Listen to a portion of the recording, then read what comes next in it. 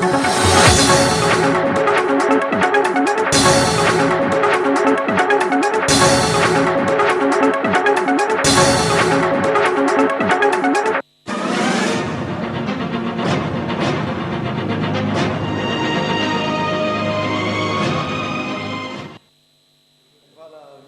et messieurs, nous vous saluons. Je vous souhaite les bienvenus dans cette émission Valise politique. Pour ce soir, nous sommes à trois journalistes.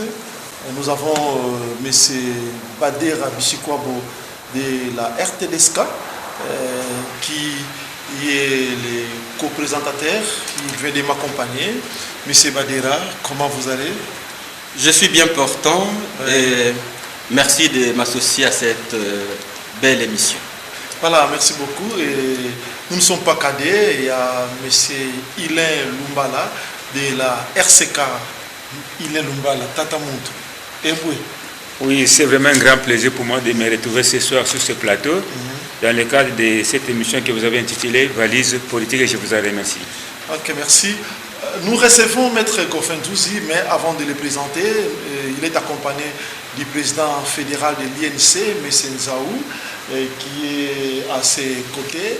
Aujourd'hui, nous allons parler du bilan du chef de l'exécutif Tokolo Bela Magameda. Le bilan, il y a le gouverneur Guiban Lungidi, bilan, il y a 100 jours. Et raison pour laquelle nous recevons, nous trois, nous recevons pour vous, Maître Goffin, Maître Goffin Douzi. Maître, comment vous allez? Oui, ça va très bien. Je vous salue, je salue tous qui nous suivent et puis je vous encourage dans cette cohésion de la nation. Nous vous recevons sur ce plateau pour parler du bilan du gouverneur Guy Bandou, mais avant, parce que mes confrères vont beaucoup poser des questions, moi je suis là pour vous arbitrer, mais pouvez-vous nous dire que le gouverneur Guy Bandou, avec son projet de la cohésion provinciale, est-ce qu'il peut atteindre ses objectifs? Bien, comme je disais, merci pour l'émission. Aujourd'hui, nous allons beaucoup plus parler sur ce que fait le gouverneur Guy Bandou depuis qu'il a été investi par le chef de l'État et depuis qu'il a reçu l'approbation de l'Assemblée provinciale. Je voudrais juste vous rappeler que la cohésion provinciale dont vous faites allusion n'est que l'un des maillots. Il n'est que l'un des maillots. Pourquoi nous le disons? Parce que, comme vous le savez, si ma mémoire est bonne, c'est en date du 27 juin de cette année, le gouverneur, après avoir été investi par le chef de l'État, il s'est présenté au niveau de l'Assemblée provinciale, afin de pouvoir présenter son discours-programme. Le discours-programme, pourquoi? Parce que il y avait déjà un programme du gouvernement provincial qui existait depuis tout le temps, et il est venu dans le cadre de sa vision pour la gouvernance de la province présenter un programme. Et aujourd'hui, là, ce qu'il a présenté, et pour juger ses actions, il faut le prendre dans toute cette dimension. Il faut le prendre dans toute cette dimension, donc dans les dimensions de différents axes, dans les dimensions de différents domaines, tels qu'il les a présentés au niveau de l'Assemblée provinciale. Et je puis penser que aussi que vos questions, ainsi des réponses éventuelles qui vous seront fournies, seront axées sur les axes ou les domaines d'action du gouvernement ou du gouverneur Guy Bandou tel qu'il a présenté au niveau de l'Assemblée provinciale. Mais pour répondre à votre préoccupation, vous avez parlé de la cohésion provinciale. Très bien. La cohésion provinciale, c'est un élément majeur dans le développement du pays, de la province, parce que comme vous le savez tous, nous sommes tous témoins que depuis un certain temps, lorsque nous avons été sous les règnes du gouverneur Atou Matoubana, la province a connu beaucoup de temps d'agitation. Beaucoup de temps d'agitation qui visiblement freinaient son élan de développement. Mais depuis que le gouverneur Guy Bandou est gouverneur de la province, vous aviez constaté, ou nous constatons tous, qu'il y a au moins cette unanimité de toute la classe politique Congo autour de lui, dans la mesure où vous constaterez qu'il y a la paix qu'on constate dans la province. Donc si on essaie de voir ces temps d'agitation du temps des gouverneurs à Matouana, ces temps n'y est pas. Et Guy Badou essaye de rassembler autour de lui toutes les forces politiques et sociales de la province pour créer effectivement cette unité provinciale qui nous avait manqué. Et je pense que c'est un pari gagné. C'est un pari gagné ou un pari qu'il est en train de gagner continuellement. Parce que la province est calme, au moins c'est tout le monde qui se retrouve. C'est un homme ouvert dans le cadre de la cohésion provinciale. Et je peux vous rassurer, même, il a réussi même dans ces cadres-là, le sénateur Roger Mwaka, qui a été aussi parmi les challengers candidats gouverneurs. Donc, c'est ce que je peux vous dire, vous répondre par rapport à ça. Voilà. Du bilan, ça ce n'est qu'une introduction. Parlons quand même du bilan du gouverneur Guy Bandou. Ok, j'ai entendu Maître Goffin dire tout à l'heure là que la province est calme. Oui, ça c'est vrai, la province est calme, mais je pense que cette province sera encore calme le plus longtemps possible. C'est lorsque cette population va se retrouver par rapport à ses attentes. Et ces attentes ne pourront être réelles que si le gouverneur pourra, n'est-ce pas, réaliser tout ce qu'il avait promis à cette population à travers ses représentants à l'Assemblée provinciale du Congo central. Cela me pousse à poser à M. Goffin cette question. Avec quelles ressources, sur quelles ressources compte le gouverneur de province pour réaliser son programme d'action qu'il avait présenté au niveau de l'Assemblée provinciale? Là, je vois que les principales ressources que peut avoir le gouverneur de province, c'est d'abord la DGRKC, la Direction générale des recherches du Congo central, la DGRKC. Il y a aussi les différents péages que nous avons à travers la province. Au niveau de la DGRKC, je constate qu'il y a vraiment des choses qui nécessitent à ce qu'on puisse mettre encore de l'ordre. J'allais dire que la DGRKC, c'est un panier troué, mais je ne dis pas, mais je dis qu'il faudra qu'on puisse encore refaire des choses à ce niveau-là. Au niveau des différents postes de péage, nous avions entendu en son temps un digne fils de cette province, je cite Miroje Ntseka, qui a travaillé à ce niveau-là, qui a été même nommé coordinateur des différents postes de péage de la province. Mais Miroje Ntseka avait fait des révélations telles que, au niveau des différents postes de péage, au niveau de la province du Congo central, il y avait vraiment beaucoup de choses qu'il fallait aussi refaire. Voilà pourquoi je pose la question à M. Goffin. J'allais dire qu'il nous dise d'abord quelle image il fait de la gestion du gouverneur Guy Bandou pendant des 100 jours. Je ne suis pas arrivé là, mais je pose la question sur quelles ressources compte le gouverneur des provinces pour réaliser son programme d'action qu'il avait présenté au niveau de l'Assemblée provinciale du Congo central. Bien, je peux vous répondre à la question? Allez-y. Merci. Monsieur Hélin, je croyais que ça pouvait être la dernière question de l'émission. Mais néanmoins, vous l'avez posée et cela ne nous empêche pas de pouvoir vous répondre. D'emblée, je pourrais vous dire ceci. Lorsque on est autorité étatique, l'autorité publique, l'action menée par lui vise l'intérêt général. Donc lorsqu'on est l'autorité, on voit plus la satisfaction de besoins communautaires, de besoins sociaux de manière communautaire. Et quand on est homme d'État, homme politique, on est gouvernant, comme je l'ai dit, on voit plus l'intérêt général. Et l'intérêt général, pour que ça puisse se concrétiser, en matière de gouvernance politique, il y a ce qu'on appelle la donne politique qui entre en ligne de compte. Donc l'acteur politique lui-même, lorsqu'il est doté de cette volonté politique de pouvoir améliorer les choses, et les choses vont s'améliorer dans le sens voulu, parce qu'il a d'abord cette volonté-là.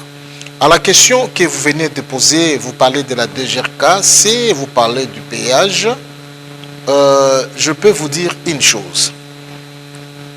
Le gouverneur de province, Guy Badou, son programme, parmi les axes du programme, il a préconisé les renforcements de la gouvernance. Et lorsqu'on parle de la gouvernance, c'est un terme en fait beaucoup plus vaste, parce que la gouvernance englobe en son sein plusieurs aspects, notamment l'aspect que vous avez évoqué, au niveau, je pense, des finances publiques provinciales. Et je peux vous dire, nous sommes jeudi, aujourd'hui le 10, déjà hier mercredi à Matadi, il y a une commission, je peux appeler une commission qui a été mise en place, des travaux, une commission budgétaire de la province. Ça visait à quoi? Les travaux qui ont été faits par les gouverneurs. Effectivement, il vise à améliorer qualitativement et quantitativement les ressources financières de la province. Parce que sans moyens financiers, on peut avoir de très belles idées, on peut avoir de très beaux projets, mais on ne saura le faire. Alors, nous avons une marmite qui nous encadre des recettes de la province, qui se trouve être la DGRKC. Et c'est à ce niveau-là que le gouverneur a pu nommer déjà des nouveaux animateurs en leur donnant des orientations très précises en matière de maximisation des recettes. Et pour preuve, si vous êtes journaliste, allez faire des investigations, comparer les temps passés, comparer les temps présents, et bien vous allez vous rendre compte que la DGRKC au niveau des recettes a augmenté. Et ça a augmenté par rapport à cet encadrement, par rapport à cette volonté politique-là.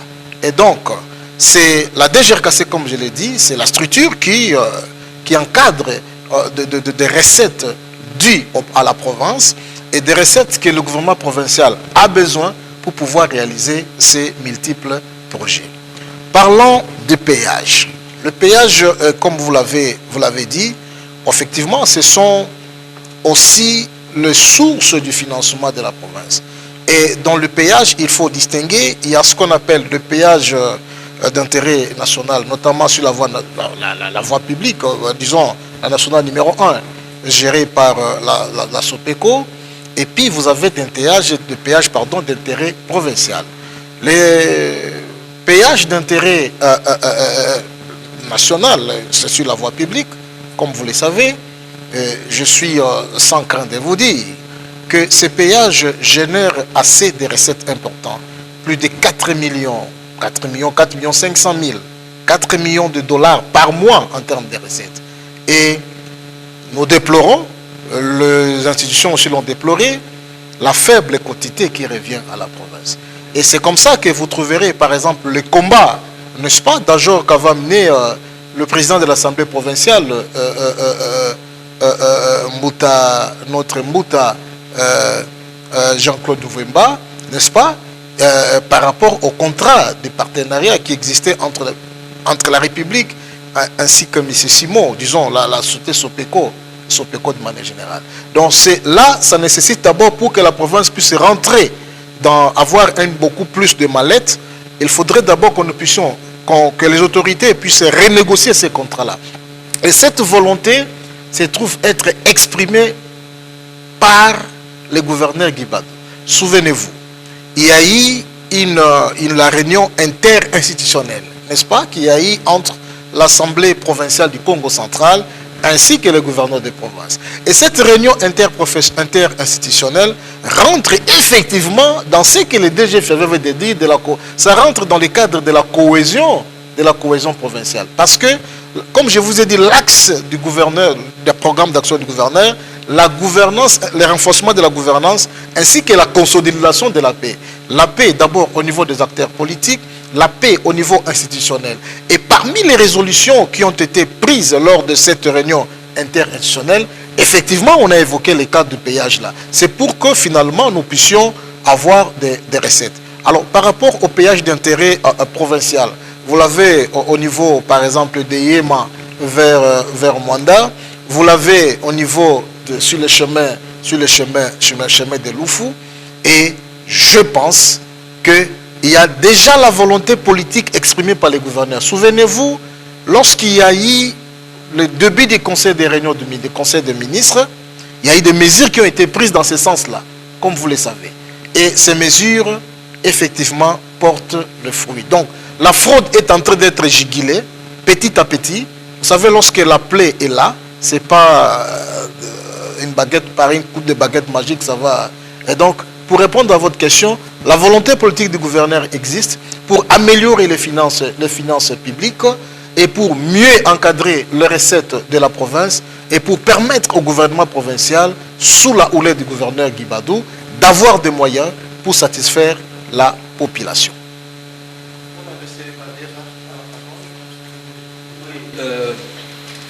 Maître Goffin, la population scolaire se retrouve à travers le programme du gouverneur Guibadou. En si peu de temps, il a, avec l'exécutif provincial bien sûr, appuyé les secteurs de l'enseignement avec la prime de la gratuité à l'enseignement primaire, à un montant que ses prédécesseurs n'ont pas été capables de payer ne fût-ce que la moitié. Je me dis, cela ne va pas asphyxier les caisses de la province. Est-ce qu'on peut espérer à la continuité ou c'est juste une intervention à ce premier trimestre de l'année? Très bien. Je sais que M. Badera, vous pouvez que poser des questions de ce genre, étant syndicaliste, c'est tout à fait normal. Vous défendez souvent les enseignants. C'est comme je vous ai dit, l'éducation fait partie de l'un des domaines où le gouverneur Guibadou a jeté son dévolu. Eh bien, comme vous l'avez dit, tout dépend de la volonté politique de l'acteur politique. Il a imprimé effectivement dans les domaines de l'éducation cette volonté-là, de pouvoir payer les primes que vous le dites, que les autres, dont ça dit ses prédécesseurs, n'ont pas pu faire. Et je pense que ce qui est plus important en politique, c'est d'avoir, de pouvoir oser. Et parce qu'on ose, je pense que dans l'idée du gouverneur, c'est de pérenniser cet état des choses, mais pour le pérenniser, on rentre dans la question posée par Ilain Lumbala en rapport avec des ressources. Mais j'aimerais vous dire une chose, je pense que vous l'avez oublié, ou soit vous ne l'avez pas oublié, mais je vous rappelle quand même, que dans le domaine de l'éducation, voyez-vous, le gouverneur ou Guibadou, vous avez oublié de parler de la prime, pardon, pour les 20 lauréats qui vont suivre la bourse du Congo central, voyez-vous. Là, c'est encore un exploit. Ça rentre dans le cadre de votre domaine de l'éducation. C'est-à-dire, par cette action, le gouverneur vise à quoi? À avoir une élite Congo qui, après avoir été prise en charge au niveau académique, au niveau scolaire, ils vont revenir en province, mettre l'expertise qu'ils auront acquise au profit de la province. Parce qu'il faut comprendre une chose, il n'y a pas à esquiver là-dessus. La première richesse qui constitue toute une nation, ou tout un peuple, ou tout un État, ce sont les ressources humaines. Et je pense, dans votre domaine de l'éducation, vous dites souvent, lorsque vous voulez tuer un pays, n'est-ce pas, oui, il faut faire quoi? S'attaquer à ce système éducatif. Effectivement. Et donc, déjà le gouverneur Guibadou, par le fait qu'il a cette volonté de pouvoir faire émuler l'éducation au niveau de la province, n'est-ce pas? C'est quelque part, il est en train de contribuer à la formation des élites Congo de demain, parce que tous ces lauréats-là, n'est-ce pas, dont la province a pris en charge les études universitaires, ils reviendront plus tard, n'est-ce pas, pour venir mettre leur intelligence au profit de la province. Et tout ça, comme je vous ai dit, tout dépend de la volonté politique. Et le gouverneur Guibadou a cette volonté politique-là qui est palpable et qui est visible. Maître Goffin, lors de son discours à l'Assemblée provinciale, le gouverneur du Congo central, il y a une phrase qu'il avait soulignée qui ferait la continuité de ses prédécesseurs. Or, la population dénonçait déjà que la gestion de ses prédécesseurs était déjà chaotique. Alors aujourd'hui, en voyant les 100 jours, le bilan 100 jours du gouverneur Guibadou, beaucoup de gens déclarent déjà que son bilan serait largement négatif. Comment réagissez-vous? Merci pour la question. Pour ceux qui pensent que le bilan de 100 jours, dont le bilan du gouverneur est négatif, sans toutefois leur méconnaître le droit à la pensée, positive ou négative. Je pense qu'en tant qu'intellectuel, nous devons avoir cet esprit, cette honnêteté intellectuelle et être objectif dans ce qu'on fait ou dans ce qu'on dit. les actions posées par les gouverneurs Guibadou sont palpables. Et ils sont palpables, si je peux vous le dire, dans plusieurs domaines, n'est-ce pas? Dans les 3 districts qui regorgent notre province. Je peux prendre par exemple, dans le district du Bas-Fleuve. Et vous savez ce que c'est le calvaire de la population de Boma a vécu pendant ces temps de pluie? Et pourquoi les autres ne l'ont pas fait? Et pourquoi cette population était exposée durant des années à des situations inconfortables pendant les temps de pluie? Eh bien, puisqu'il a cette vision-là, dans l'intérêt de la population, la rivière Kalamo a été créée. Et aujourd'hui, elle est à Boma, les gens vont vous dire que nous sommes contents de ce qui a été fait. Et donc, par cette action-là, par cette volonté politique-là, déjà manifestée et exprimée, je me demande ceux qui disent que le bilan du gouverneur Guibadou est négatif. Il est négatif sur quel point? Pas in globo. Je vous donne simplement ça. Et je vais revenir en fait un peu même dans les domaines, allons même au niveau du Bas-Fleuve. Je reviens un peu par rapport à ce que Badera avait dit dans les domaines de l'éducation. Et vous savez qu'il y a des écoles qui sont en train d'être réhabilitées. C'est pour permettre à quoi? Permettre à ce que nos élèves, nos enfants puissent étudier dans de bonnes conditions. Ça fait partie des résultats de l'action du gouvernement. Je peux revenir, pardon s'il vous plaît. Là, nous sommes du côté de Bas-Fleuve. Même quand vous venez du côté de Songo, du côté de Cataracte, si je peux le dire, et même chez nous à Madimba. Madimba, tu peux me citer quelques actions que le gouverneur Guibadou a réalisées ici à Madimba? Très bien, très bien, très bien. Je peux vous dire une chose. Avec Ilain Lumbala ici, mon complice de tout le temps, nous avions toujours parlé de certaines infrastructures au niveau de la province, notamment dans le territoire de Madimba ici. Je pense il a une volonté exprimée. Attendez, s'il vous plaît, s'il vous plaît, s'il vous plaît, s'il vous plaît, s'il vous plaît, s'il vous plaît. Le gouverneur est encore au début de son mandat. Déjà 100 jours. 100 jours. On ne peut pas réaliser toutes les choses dans les 100 jours. Je vous ai dit, ce qui importe plus, c'est la volonté politique. Cette volonté politique, n'est-ce pas? Tout le monde dans la province du Congo central se trouve en être bénéficiaire. Je donne un autre exemple pour vous dire que Madimba aussi n'est pas exclu. Madimba nous bénéficions aussi. Dernièrement à Matadi ici, sous l'impulsion du gouverneur, le ministre provincial de l'Intérieur, Papi Mambolwamba, eh bien, il a réuni, n'est-ce pas, tous les administrateurs du territoire, le chef de secteur, voyez-vous, c'était pourquoi?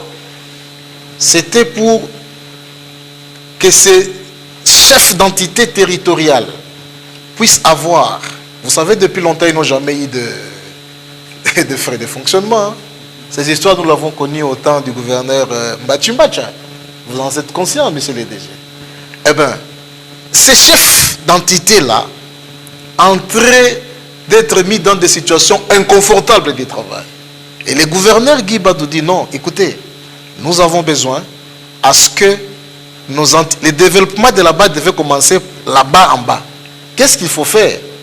Eh bien, il faut nous appeler toutes ces autorités territoriales, qu'ils aient des instructions précises et qu'ils aient des moyens. Allez les demander. Ils commencent à avoir des frais de fonctionnement.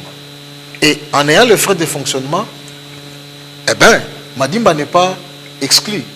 Et ce qui viendra, ce qui fera par la sorte que non, il y a des problèmes qui peuvent se résoudre à Madimba d'une manière ou d'une autre, mais par ces frais-là, comme se trouve être résolus. Je vous donne un exemple. Au temps du gouverneur Mbachimbacha, où on donnait aux frais de fonctionnement et excusez-moi, en principe, le territoire et les divisions uniques ne pouvaient pas avoir ces frais-là. Mais voilà la volonté légendaire politique du gouverneur. Il dit non, écoutez, ils doivent aussi avoir des frais de fonctionnement pour leur permettre de faire fonctionner leurs entités. Allez demander à notre division unique. Nous avons notre chef de division unique en Banzangungu. Allez le demander. En principe, les territoires aussi ne devaient rien avoir comme... Mais le gouverneur dit non, écoutez, les territoires, les administratifs du territoire, ce sont des représentants du président de la République dans leurs entités, ils doivent avoir des frais de fonctionnement. Je peux vous dire, et les chefs de secteur, tout le monde a réussi. Et si je parle, prenons le cas de la Lukaya à l'époque, vous savez, le bureau du secteur de Kassangoulou, le bureau-là n'est pas ce qu'il a été là. Ces bureaux-là, j'en connais un certain chef de secteur déjà décédé, M. Kibabati, avec les frais qu'il a réussi. Il a commencé la construction. C'est aussi ça le développement. Le développement est global. Il ne faudrait pas attendre que non, on vient individuellement vous donner. Non, l'autorité voit des choses de manière globale. Et donc voilà comment je peux vous répondre par rapport à cette préoccupation. Merci, Maître. En attendant qu'il se prépare, vous avez... Oui, Maître Goffin, le prédécesseur du gouverneur Guy Badou avait une difficulté, selon notre lecture, liée à la volonté de leur mentor. Nous voulions savoir si l'INC, actuellement, n'est pas en train de jouer le même jeu, c'est-à-dire faire du gouverneur redevable au mentor, soit au parti, qu'à la population. Vous venez de parler des chefs de secteur, c'est vrai. Ils venaient de recevoir la quotité en termes de rétrocession. Mais d'habitude, ce frais se transforme en frais de foufou, frais de famille. Est-ce que l'exécutif actuel a prévu des mécanismes de suivi? Parce qu'il y a, dans un passé récent, ces chefs recevaient 9 millions de francs. Mais lorsque vous rentrez sur les traces, il n'y a rien. Pensez-vous qu'avec l'exécutif actuel, il y aura un suivi? Très bien. Le plus important d'abord, c'est de pouvoir poser les jalons. Les jalons ont été posés. Et par rapport au suivi, pour savoir est-ce que ces frais de fonctionnement-là, ou des rétrocessions qu'on donne aux autorités, à quoi ces frais doivent servir? Et je pense au niveau du ministère provincial de l'Intérieur, toutes les dispositions sont prises pour que ces frais-là puissent répondre réellement aux besoins de la collectivité. Et pour preuve, vous savez, après que les gouverneurs aient réussi à Matadi, tout le chef des administrateurs du territoire, qu'il ait réussi les chefs de division et les chefs de secteur, n'est-ce pas? Les ministres de l'Intérieur provincial, Papi Mambo Luamba, les a réunis en Banzangungu. Et vous savez pourquoi? Effectivement, c'est dans le cadre de la continuité parce qu'ils ont reçu des instructions précises. Attention, Kebana IGF. Parce que ces frais qu'on donne là, ce sont des biens publics, ce sont des frais de l'État. Et donc, l'AT, un chef de secteur, chef de division unique, ne peut pas se permettre de transformer ces frais qu'il touche en termes de rétrocession en biens privés. Il risque d'être poursuivi pour des faits de détournement des deniers publics. Et donc, au niveau des mécanismes de suivi, je pense qu'au niveau du ministère de l'Intérieur, Papi Mambo Luamba, il est sur le terrain pour voir effectivement que ces frais-là servent à la communauté et non ne puissent servir à des individus. Flavien, vous avez posé la question de savoir, vous avez posé la question à Maître Goffin de savoir ce que le gouverneur de province a déjà réalisé de manière concrète ici chez nous à Madimba. Très bien. Excusez-moi, je n'ai pas entendu. Très bien, je peux répondre, pardon. Ok. L'action du gouverneur, il faut le prendre, comme je l'ai dit, dans son aspect global, pas dans son aspect sectoriel. Oui, de manière globale à Madimba, oui. À Madimba.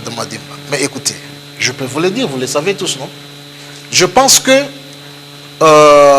avec la volonté exprimée par les gouverneurs aujourd'hui, là, chaque territoire bénéficiera ou connaîtra des avancées. Je peux vous dire, au moins, la route ici qui amène vers, comment on appelle ça? Une cathédrale. Non, cathédrale, vous êtes Capoblé, vous montez et tout ça. Les différentes routes qui sentent que mon ami Alain ne cessait de crier à la radio, n'est-ce pas? Et je pense que son cri a été entendu.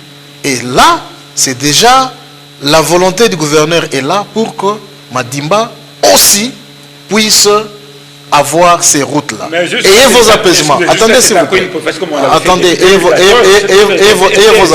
vos apaisements. En 2021, on l'avait inscrit encore sur le budget de la province. Ça n'a pas été réalisé. En 2022, on revient encore. C'est toujours des promesses, M. Goffin. Les promesses avec des acteurs différents. Avec des acteurs différents, avec une volonté politique différente. Moi, je vous dis toujours, il faut tenir compte de la volonté politique qu'a le gouvernement. C'est un médecin, mais il est doté d'un esprit. Des actions concrètes pendant les 100 jours. S'il vous plaît. Je peux vous dire une chose, Papa Hélène.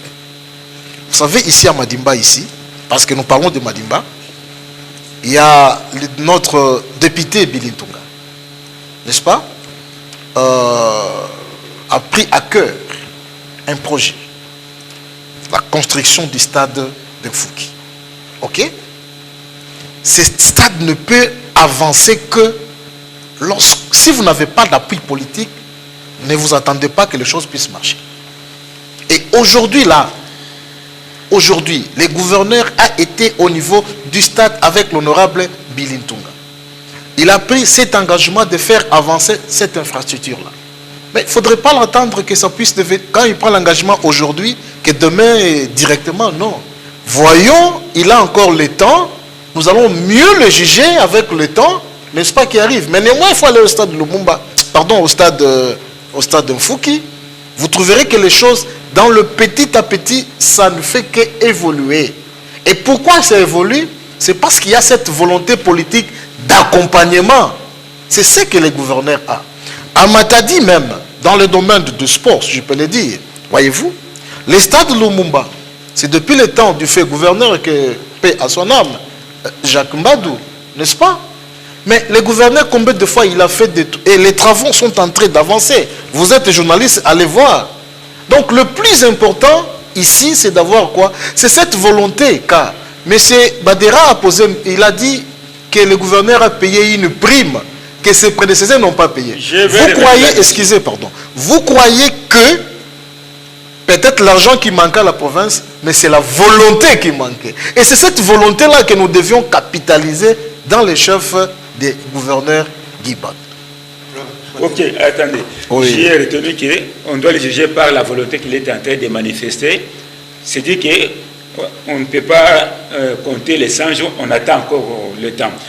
Bader a dit ici qu'il a payé la prime de gratuité. Oui, c'est une bonne chose, bien sûr. Oui. Bon, maintenant, est-ce qu'on peut espérer la pérennisation de cette prime quand on sait que le gouvernement provincial a une taille qu'il a là-bas, n'est-ce pas? Une taille éléphantesque, avec autant de conseillers et tout ça, et on continue encore à recruter encore même dans les cabinets de gouvernement aujourd'hui. Très bien. C'est pour dire que toute la recette que va générer la province serait peut-être affectée aux dépenses de rémunération, aux dépenses d'investissement qu'on sort. Attendez. Avec ça, bon, vous ne voyez pas que c'est déjà fait mal parti? Papa, il est merci. Avec cette préoccupation, parce que vous en revenez plus, je veux me retourner du côté des syndicalistes.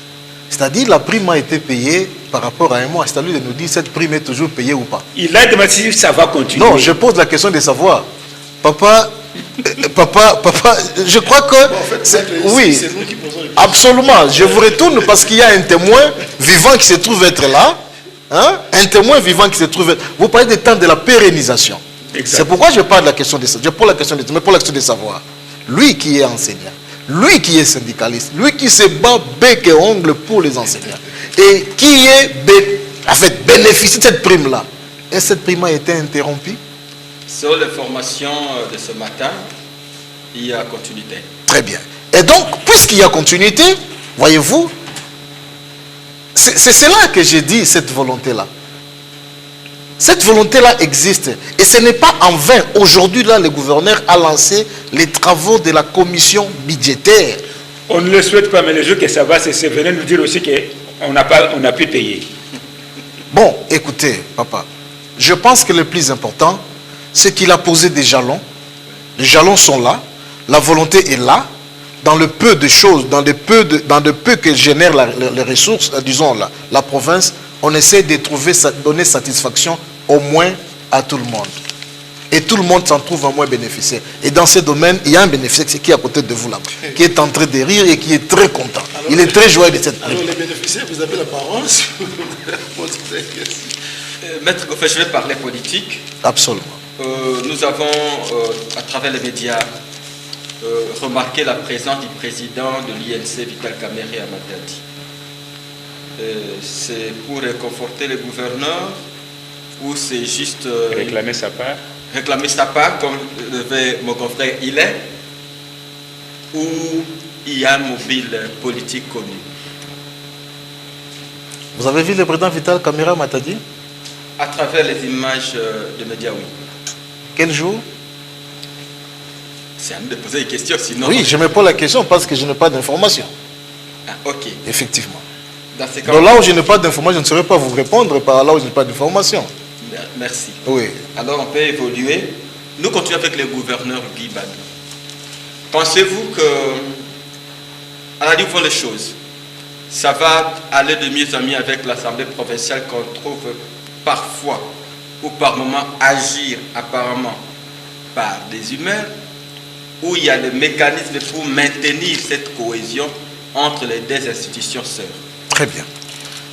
Je vous ai parlé, c'est une très belle question, je vous ai parlé de la réunion interinstitutionnelle.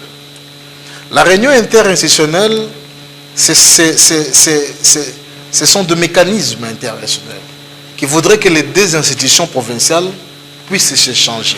Et quand on échange, on essaie de dissiper s'il y a malentendu. Mais aujourd'hui, là, tel que je vous parle là, tel que nous connaissons tous, eh bien, sur le plan de la collaboration institutionnelle, la province va mieux. Et va mieux. Il n'y a pas de couac entre les députés ainsi que l'Assemblée. Parce que, comme vous le savez, dans un temps passé, c'est ces couacs-là entre l'Assemblée et l'exécutif provincial qui a fait que la province puisse s'en pâtir et que ça puisse freiner l'élan de son développement. Et je pourrais même aller encore plus loin. Voyez-vous, lorsque vous prenez le gouverneur Guy Bandou, vous prenez son vice-gouverneur. Le courant est parfait. Le courant est parfait. Il n'y a pas d'antagonisme. Ils sont dans cette collaboration parfaite. Et c'est cette collaboration parfaite qu'on a besoin pour mieux réfléchir et faire avancer la province. Et donc, je peux vous dire que aujourd'hui, et les députés provinciaux et le gouvernement provincial regardent dans la même direction, dans l'intérêt de la province. Et c'est ce qui sera fait et c'est ce qui se fera toujours. Nous le souhaitons aujourd'hui, demain et après-demain. Il se questionne et le parti se retrouve-t-il? Quand vous parlez du parti se retrouve-t-il, c'est-à-dire? Est-ce que le parti est d'accord par rapport à la ligne dictée? C'est ça la manière dont c'est le... Bon, à cette question, mon cher Badera, je vous ai parlé une chose. Nous avions fait avec vous les toutes premières émissions ici. Je crois que c'est le DG Flavin qui avait posé la question. Je vous avais dit que le gouverneur Guy Bandou, il est de l'INC et il est soumis à la discipline de la bonne gouvernance de l'INC.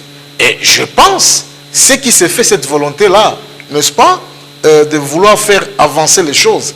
Mais c'est cette volonté que nous avons toujours eu au niveau de l'INC, pour que finalement, on vise que l'intérêt général. Et cet intérêt général qui nous a toujours caractérisé au niveau de l'INC, c'est ce que le gouverneur Guy Bandou est en train de faire. Parce qu'il fait partie de la grande famille politique, l'INC. Je ne sais pas si je n'ai pas bien entendu, mais c'est comme si vous aviez dit que le gouverneur Guy Bandou doit être soumis à la discipline de la bonne gouvernance de l'INC. Et moi, je me dis, c'est la discipline de la bonne gouvernance de l'INC ou bien du programme d'action du chef de l'État? Non, attendez, papa. L'enfant n'est que le reflet de l'éducation reçue de ses pères. Voyez-vous, nous, à l'INC, nous sommes dans un parti structuré et organisé. Nous prenons des valeurs républicaines. Le gouverneur Guy Bandou, étant membre de l'INC, il est doté de ces valeurs républicaines-là. Et ce sont valeurs républicaines qu'il met en avant-plan dans l'intérêt général. Mais parce qu'on se retrouve dans un cadre d'une concertation, dans une action politique globale, prônée au niveau national par les chefs de l'État, voyez-vous, il s'inscrit dans cette même logique-là, qui n'est pas incompatible avec les valeurs prônées au niveau de l'INC. Et plus encore, je vous rappelle, comme vous le savez, l'INC ou l'UDPS, nous sommes les pionniers du cash. Okay, quand on est pionniers du cash, on a la même, on marche dans la même, on a les mêmes visées politiques. Ok, Maître Goffin, j'ai entendu, entre autres programmes ou bien entre autres réalisations du gouverneur Guy Bandou, vous avez cité qu'il a construit des écoles, et il a fait ceci, il a fait cela. Mais moi, je pense que les grands signaux que le gouverneur Guy Bandou devait donner, ça devait se retrouver dans la construction, dans la réhabilitation des dessertes agricoles. Parce qu'avec ces routes-là, elles ont les effets d'entraînement dans les autres secteurs de la vie. Mais aujourd'hui, quelles sont les routes des dessertes agricoles auxquelles le gouverneur Bandou a déjà réhabilité ou bien a déjà pensé? Très bien. À cette préoccupation, cela aussi, ça se figure aussi dans les différents axes qu'il avait présentés dans ce programme d'action. À cette préoccupation, mon cher Hilaire, il faut comprendre une chose. En matière de routes, il y a ce qu'on appelle les routes d'intérêt national et d'intérêt provincial. Il y a des routes qui relèvent de la responsabilité du gouvernement central et des routes qui relèvent de la responsabilité du gouvernement provincial. Je ne parle pas de routes de dessert agricole. Par rapport, effectivement, parmi les axes, les 5 axes, il a parlé de la modernisation des infrastructures internes. Ça rejoint la question que vous êtes en train de poser. Effectivement. C'est-à-dire quoi? Vous savez, le gouverneur Guy Bandou, c'est quelqu'un qui veut poser des actions concrètes. Et pour poser une action concrète, vous devez d'abord avoir les moyens. Lorsque vous avez les moyens, vous dites que j'ai des moyens financiers, et ces moyens financiers, je les oriente dans tel. Il ne les a pas encore. Pardon? Il ne les a pas, il n'a pas encore ces moyens. La province est en train de faire de son mieux à ces jours ici, de pouvoir mieux encadrer ses recettes par ailleurs qui seront ou qui sont orientées vers des travaux d'intérêt commun, notamment ce que vous avez dit au niveau des infrastructures internes. Voilà, Maître Goffin Douzi, nous parlons toujours du bilan du gouverneur Guy Bandou Ndoumbili. À présent, la justice ou soit la sécurité. Parlons un peu du dossier Kilombo, village Kilombo, ici dans les territoires de Mbantango ou certains de Boko, où un village ou des villages comme ça, chassés, leurs maisons ont été incendiées. Et selon les informations, ces 2 villages auraient été achetés par une autorité que je ne peux pas citer son nom ici. Mais moi, je me pose plus d'une question. Aujourd'hui, la RDC est en train de bombarder Bunagana, c'est pour récupérer sa terre. Alors, quelle est la position du gouverneur Guy Bandou Ndoumbili dans ce dossier où quelqu'un d'ailleurs est venu acheter 2 villages? Quelle est alors la position du gouverneur Guy Bandou? Est-ce que je peux aussi vous compléter? Oui. Avec la gouvernance de Guy Bandou, on a constaté que les conflits de terre ont pris encore d'autres dimensions qu'avant. À part Kilombo, il y a aussi Kimbongo. Vous n'avez pas cité ça? Oui. Je peux répondre à cette préoccupation? À cette préoccupation, mon cher Hilain, monsieur le DG, la problématique de la vente des terres dans la province du Congo central ne remonte pas du temps du gouverneur Guy Bandou. Mais c'est lui le peuple. S'il vous plaît. C'est sa population. Attendez, s'il vous plaît. Il y a un fait social. Le fait social, c'est quoi? Ce sont les chefs coutumiers, ce sont les ayants droit fonciers coutumiers qui prennent le luxe à ces jours de commencer à vendre à grande échelle leurs terres ancestrales à des tierces personnes pour des raisons d'intérêt privé. Voyez-vous? Et lorsque des tractations qui se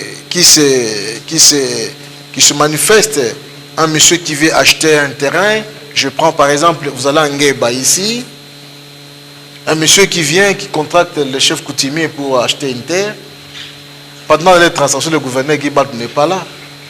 Mais lorsque surviennent les effets, et ce sont ces effets-là qu'il faut pouvoir gérer. Et c'est ce qui est en train d'être fait. Et je pense qu'il y a une commission par rapport au village que vous avez évoqué. Il y a tout un travail qui est en train d'être fait, pour que finalement les choses puissent revenir sur les rails. Et le gouverneur ne peut pas agir comme ça, là, dans l'intérêt d'agir, parce qu'il y a déjà une équipe qui est en train de travailler autour de ça. Et allez-y comprendre, cela n'est pas simplement une question d'intérêt provincial, mais aussi une question d'intérêt national, parce que le chef de l'État l'a évoqué au cours d'un conseil des ministres. Et donc, à son niveau, n'est-ce pas, en tant qu'autorité provinciale, eh bien, des mesures peuvent être qui sont prises pour que finalement, tant soit peu qu'on puisse résoudre le problème, non pas de manière spontanée, mais de manière durable, et de voir dans quelle mesure ces populations pourraient peut-être rentrer dans leur lieu de résidence habituel. Mais il faut qu'il y ait d'abord un travail technique qui soit fait, et ce qui est en train d'être fait, et avec le temps, on verra ce que ça va donner. Et l'autorité ne dort pas. Tout ce qui touche à la population du Congo central concerne le gouverneur Guibadou. Maître Goffin, nous sommes arrivés presque à la fin. Alors, une dernière question.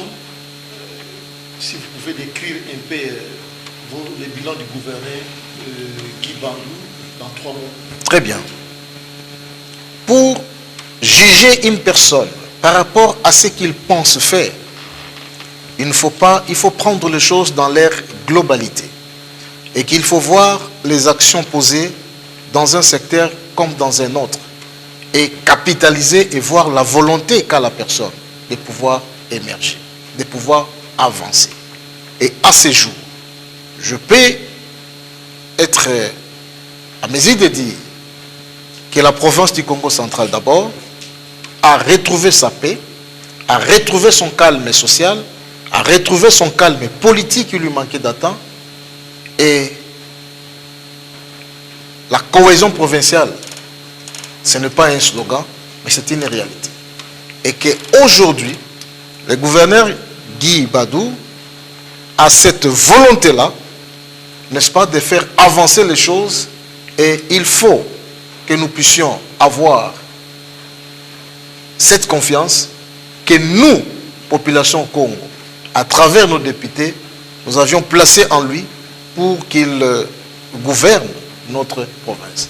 Et qu'aujourd'hui, là, au regard déjà des réalisations qui sont faites dans différents domaines, on peut être fier en tant que les Congo de dire, d'espérer d'abord que les provinces avancent petit à petit, d'espérer et de croire que nous irons de mieux en mieux.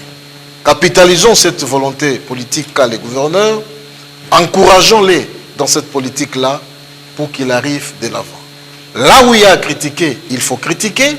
Là où il y a à encourager, il faut encourager. Mais pour l'instant, il a cette volonté politique-là que nous devons tous encourager dans l'intérêt de la province du Congo central. Voilà, mesdames et messieurs, nous sommes arrivés à la fin de notre émission Valise politique. Merci de nous avoir suivis. Maître Goffin, nous vous remercions d'avoir répondu à nos questions. Également, le président fédéral de l'INC, M. Nzaou. Merci d'avoir accompagné le porte-parole de l'INC. Comme d'habitude. Merci à mon confrère Badéora Bichikwabo de la RTDSK. Merci beaucoup. Pourquoi pas le Mbouta Ilel Mbala. Merci de m'avoir accompagné. Encore une fois, merci à l'équipe technique qui nous ont accompagnés. Je vous dis au revoir. Merci.